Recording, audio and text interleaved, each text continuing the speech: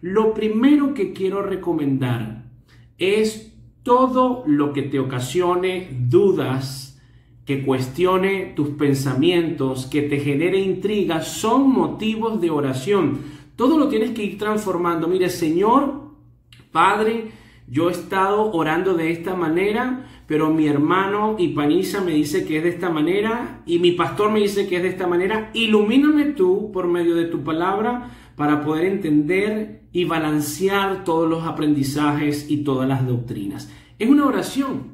Ahora, con respecto a las dudas, es importante recordar que toda la vida vamos a tener dudas y más cuando estudiamos la palabra de Dios. Despejamos una duda, se presentan 3 más. Cuando estemos en el cielo con Jesucristo, vamos a seguir teniendo preguntas. Solamente Dios es el que todo lo sabe, omnisciente, omnipresente. Y es maravilloso que podamos tener un Padre celestial que todo lo sabe para ir acudiendo a Él en todo momento y en su palabra. Así que lo primero que me encantaría recalcar es bueno tener dudas. Cuando tenemos dudas, estas dudas nos invitan a cuestionar lo que creemos correcto, no a cuestionar la palabra, porque la palabra es infalible, quiere decir, no se equivoca, pero cuestionar lo que quizás te ha enseñado un pastor, un hermano, y posiblemente esa persona te enseñó de una manera equivocada, porque los seres humanos somos falibles. Así que una duda puede ayudarte a seguir creciendo en Dios. Ahora, si tú quieres mayor intimidad con Dios, debes conocer su palabra, porque en su palabra está el manual que te enseña a orar y cómo tú puedes obtener las promesas buenas para tu vida. Y para poder penetrar en esta palabra, hay que entender que muchas veces no es suficiente leer el texto, sino también hay que ser un discípulo, que una cualidad de los discípulos es la disciplina, indagar contextos históricos para entender un poco más, para poder extraer las riquezas de la Biblia y sus correctas interpretaciones, las cuales son las que nos ayudan a orar y a crecer saludablemente. Debemos estudiar disciplinadamente. Voy a poner un ejemplo como venezolano para poder entender esta parte. Imagínate que un venezolano escribe el siguiente texto. El Tupamaro del 23 se compró una burra y se fue entablado hasta la Tierra del Sol amada. No lo matraquearon en la vía, por eso llegó en un ráspalo. Así la vida es un jamón. ¿Tú te imaginas que un alemán que no tiene ningún tipo de información de Venezuela lea este texto? No entiende ni papa, porque ¿cómo que el Tupamaro será del piso 23? Compró una burra, pero llenó la burra de tablas, no entiendo nada. Pero un venezolano dice, bueno, una persona que viene el 23 de enero se compró una gran camioneta, se fue durísimo a toda velocidad a Maracaibo, y claro, en la vía había muchas alcabalas, pero no lo pararon, porque como es Tupamaro no lo pararon y llegó rapidísimo. Así la vida es fácil. ¿Cómo lo entendemos? Porque es nuestro diálogo, es nuestra jerga. Y para poder entender la jerga del venezolano hay que conocer a Venezuela, la historia de Venezuela, la historia de nuestro país, cómo nos comunicamos, esa riqueza que hay en nuestros diálogos muchas veces, que son hasta divertidas, pero que hay mensajes implícitos que otras personas posiblemente no pueden entender. Lo mismo pasa con la Biblia. Vamos a poner ejemplos para poder fundamentar lo que estoy diciendo. Ejemplo número 1, Juan 1:27. Es Juan el Bautista hablando de Jesucristo. Este es el que viene después de mí, el que es antes de mí, del cual yo no soy digno de desatar la correa del calzado. Si nosotros leemos Juan 1:27 y no indagamos, bueno, Juan el Bautista dice que no es digno ni siquiera de desatar la correa del calzado. Pero cuando nosotros profundizamos en el tiempo de Jesucristo, podemos entender y extraer el néctar de este texto, que en primer lugar muestra la humildad de Juan el Bautista y en segundo lugar muestra la grandeza de Jesucristo. En ese tiempo, desatar las sandalias era el oficio de los esclavos. Cuando llegaba el amo a casa, el esclavo tenía que desatar las sandalias para luego limpiar sus pies. Un discípulo podía a su maestro atenderle, pero nunca desatarle las sandalias, porque eso era una labor de esclavos. Cuando entendemos ese contexto, sabemos que Juan el Bautista está diciendo: yo ni siquiera soy digno de ser un esclavo de Cristo. De ahí a desatar las sandalias hay un cambio diametral, pero para poder extraerlo tenemos que estudiar. Segundo ejemplo, Mateo 6, 22, 23. La lámpara del cuerpo es el ojo. Así que, si tu ojo es bueno, todo tu cuerpo estará lleno de luz. Pero si tu ojo es maligno, todo tu cuerpo estará en tinieblas. Si nosotros no leemos esto, empezamos a escuchar: me tiró mal de ojo, porque la Biblia dice que el ojo malo tiene poder. Y empezamos a torcer la escritura por no estudiar. El mal de ojo, un contra el mal de ojo. Mira, aquí Cristo dijo que si tu ojo es malo, todo tu cuerpo estará en tinieblas. Esa persona que echa mal de ojo también se le devuelve. Y empezamos a caer en cuentos de caminos que no es lo que la Biblia quiso decir. Porque la Biblia fue escrita originalmente en hebreo, en griego y en arameo, en un contexto muy distinto al que tú y yo estamos viviendo. Ahora, si leemos los versículos antes de este texto y leemos los versículos después de este texto, podemos saber que Cristo está hablando del dinero. Pregunta: ¿quiere decir que Jesucristo no era un orador rico que decía un tema y saltaba al otro sin poder hilvanar y poder darle sentido a lo que estaba diciendo? Indudablemente que no. Cristo está hablando del dinero aquí, pero para poder entenderlo hay que estudiar el contexto. ¿Qué quiere decir esto del ojo? Bueno, en los días de Jesús, en esos tiempos, estaba el mercado, y en el mercado se utilizaba las balanzas para comprar. Se colocaba un peso en esta parte y en esta parte se colocaba el producto. Querías comprar 100 gramos de trigo, ponían 100, la pesa de 100 y el producto. Y los comerciantes tenían que medir al ojo. Échale más, échale más, échale más, échale más. Ahí está bien. Pero ¿qué pasa? Que unos comerciantes, estimulados por la codicia, en vez de esperar que esté la balanza perfectamente equilibrada, antes que le faltaran unos gramos, decían: ya está bien, y le robaban unos gramos a la persona. Entonces esas personas, esos comerciantes, eran conocidos como los de mal ojo, los de ojo malo, porque siempre te robaban. Pero también estaban en el mercado los de ojo bueno.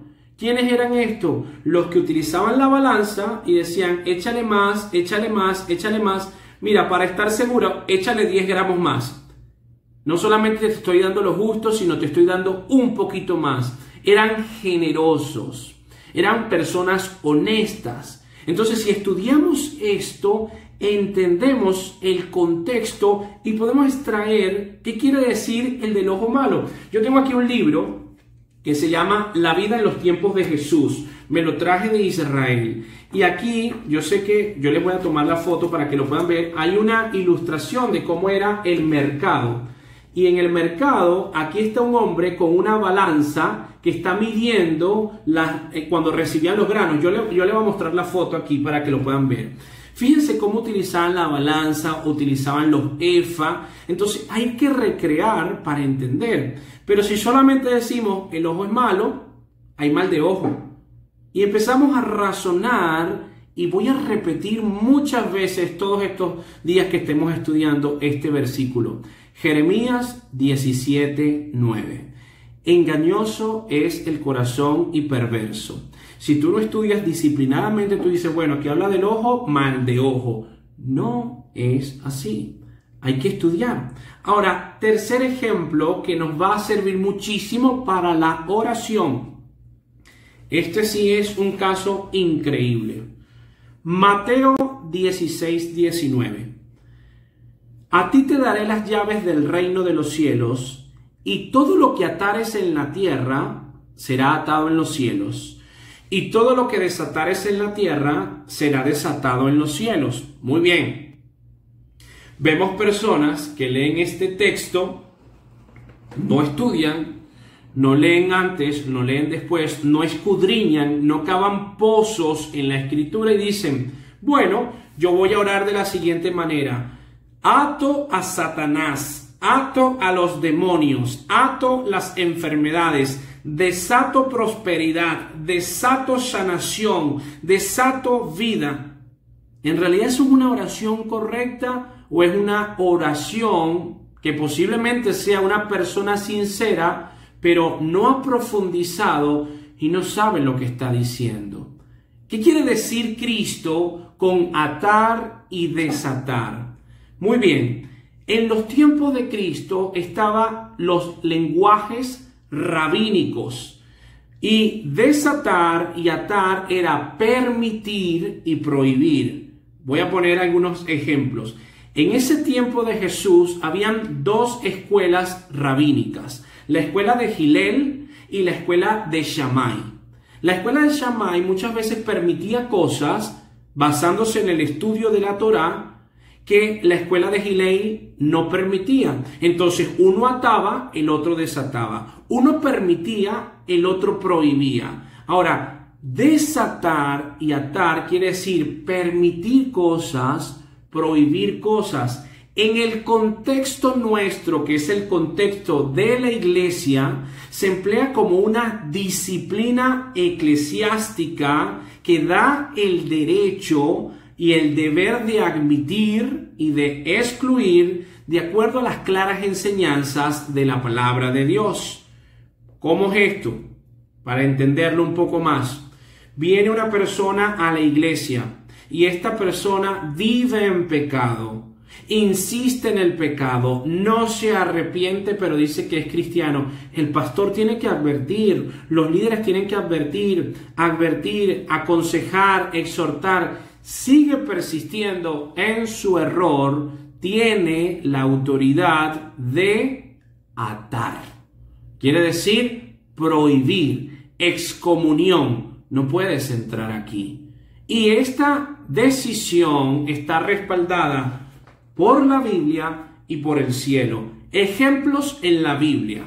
Vamos al libro de Hechos, capítulo 15, versículos 10 y 20. Rápidamente un contexto. El libro de Hechos, que es un libro histórico, narra la transición del judaísmo al cristianismo.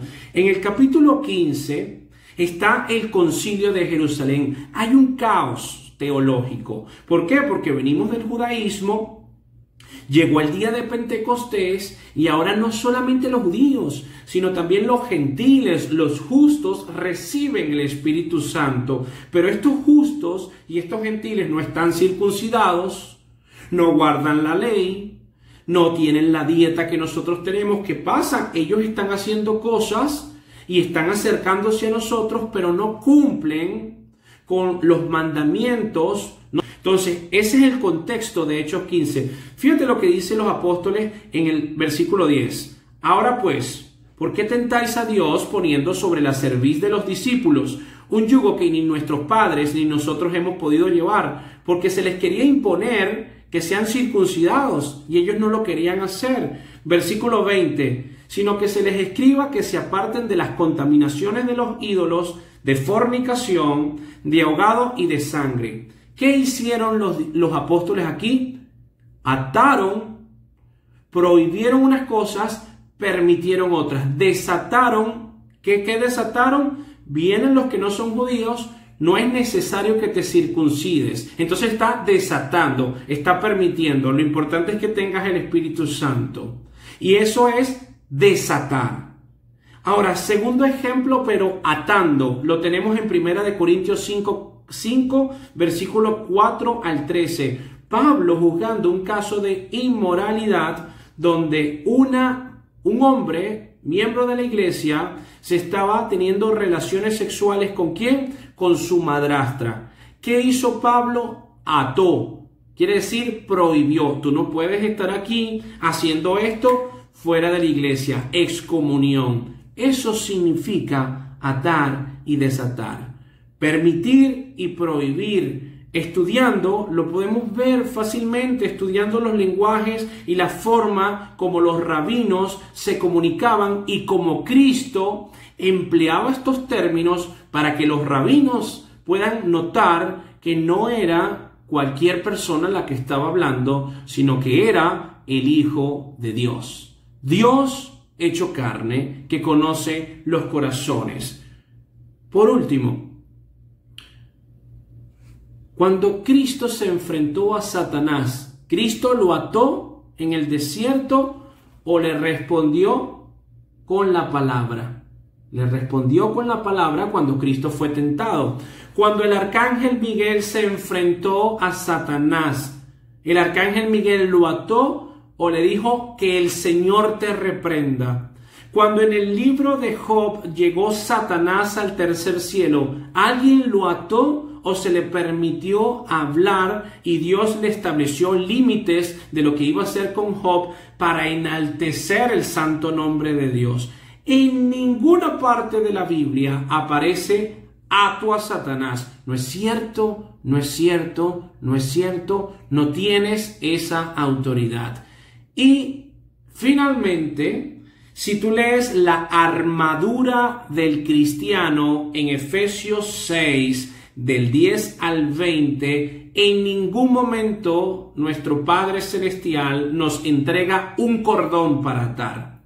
La única arma ofensiva es la palabra de Dios, que es la espada. Entonces vemos personas confundidas que no toman en serio a Dios, muchos de ellos, otros muy sinceros pero equivocados, y empiezan a atar y a desatar cuando no entienden que hay que estudiar el contexto histórico. Hay que tener cuidado.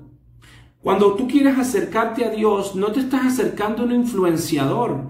Cuando tú te quieres acercar a la Biblia, no te estás acercando a una revista hípica o de distracciones. Te estás acercando a la palabra de Dios. Así como cuando te gusta una serie que luego que te la ves, no entendiste algo, indagas por internet, le preguntas al amigo, lees el Twitter, lees los foros. Ya entendí, ya entendí. De la misma manera y con mayor pasión, con mayor disciplina, tenemos que hacerlo con la Biblia.